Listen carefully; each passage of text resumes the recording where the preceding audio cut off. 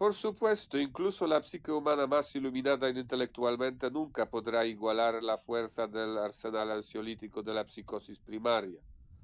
Por tanto, en los momentos críticos, cuando fallan los mecanismos intelectuales, se dispara el mecanismo ansiolítico de la psicosis primaria tan antigua como la humanidad.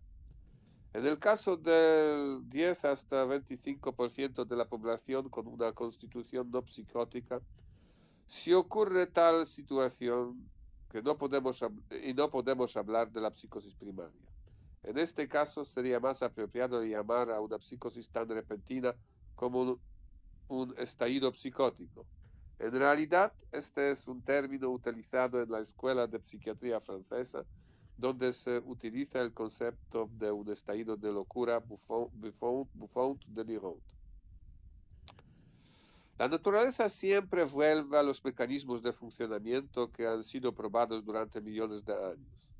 La psicosis es tal mecanismo. Es un mecanismo ansiolítico natural y es inseparable de la psique de la especie humana. Es natural que en las situaciones de la erupción de la ansiedad, cuando los mecanismos ansiolíticos desarrollados fallan o dejan de funcionar por algún motivo, las personas que pertenecen a la población no psicótica, este 10 hasta 25% de la humanidad moderna, desarrollarán el estado de psicosis, el estallido psicótico con todo lo característico de la psicosis primaria. Por tanto, es comprensible porque la psicosis primaria no cesa ni durante ni después de la adolescencia en una de cada en una en 75 hasta 90% de personas. Aparentemente, en el periodo previo a la adolescencia, estos individuos no desarrollaron un arsenal suficiente de herramientas ansiolíticas para detener la psicosis primaria. Estas herramientas contra la ansiedad son la mente iluminada, es decir, un nivel adecuado de competencia intelectual y madurez emocional. La madurez emocional no es otra cosa que la capacidad de controlar las emociones con la ayuda del intelecto y por tanto con la ayuda del sistema lógico. Y la capacidad de la mente para resistir la ansiedad se denomina en adelante inteligencia de ansiedad. Y no tiene nada que ver con la inteligencia medida por el cociente de inteligencia. Parece que la inteligencia de ansiedad, a diferencia de la inteligencia lógica, no es hereditaria. Durante la infancia nos enfrentamos a una situación interesante, aunque bastante sorprendente. Es decir, los niños con una ansiedad alta, un rasgo hereditario, se verán obligados por esta ansiedad a realizar más trabajo contra la ansiedad que los niños con un nivel de ansiedad constitucional más bajo. Pero este trabajo más grande dará como resultado un arsenal más fuerte de herramientas contra la ansiedad y en consecuencia una mayor inteligencia sobre la ansiedad. Esto a su vez permitirá salir del periodo de la psicosis infantil primaria. Mientras tanto, los niños con una ansiedad constitucionalmente menor tendrán muchas menos oportunidades de mejorar sus calificaciones ansiolíticas, lo que paradójicamente conduce a un peor manejo de su menor ansiedad en comparación con los niños agobiados por una mayor ansiedad. Por lo tanto, su inteligencia de ansiedad no se desarrolla tan vívidamente como para permitir que la psique se recupere de la psicosis primaria durante la adolescencia. Permanecerán en esta psicosis para siempre. Pero tener una inteligencia de ansiedad bien desarrollada que garantice una recuperación de la psicosis primaria no significa, lamentablemente, solo beneficios para la psique. Por supuesto, la inteligencia de la ansiedad nos saca del mundo de la psicosis, pero por otro lado, como creación artificial, nunca podrá protegernos contra la ansiedad con tanta eficacia como es el caso de la psicosis primaria.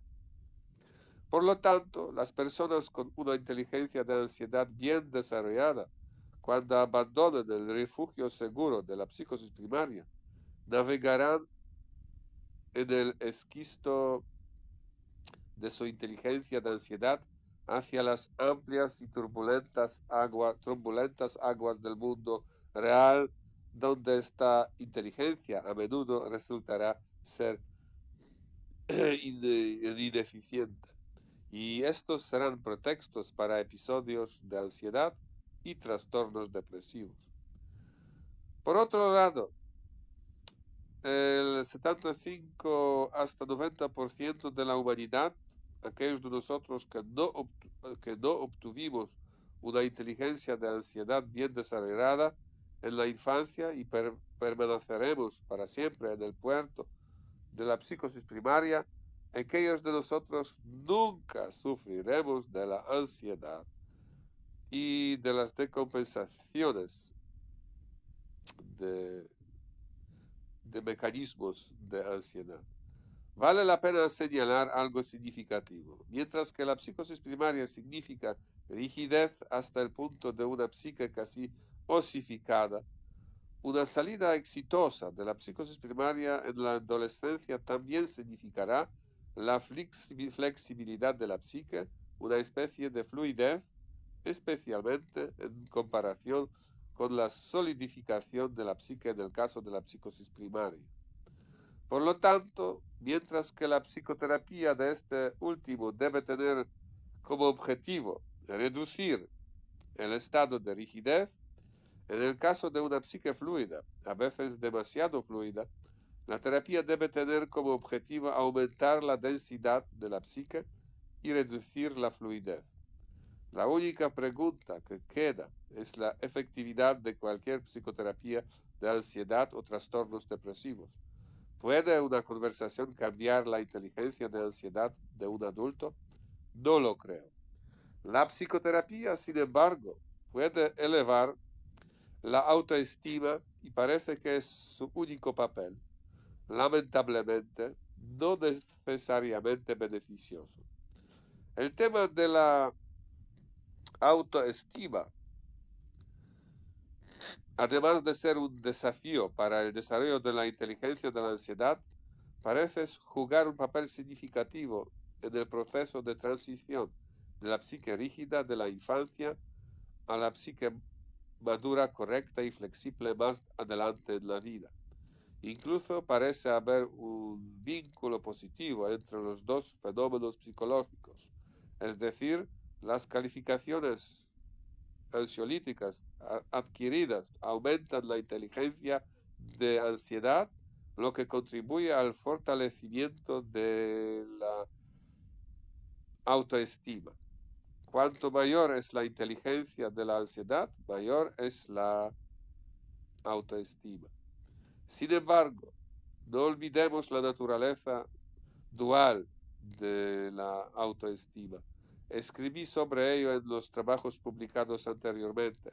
Hay una autoestima interna inaccesible a la autoobservación y hay una autoestima externa, una creación social consciente, una especie de autopromoción.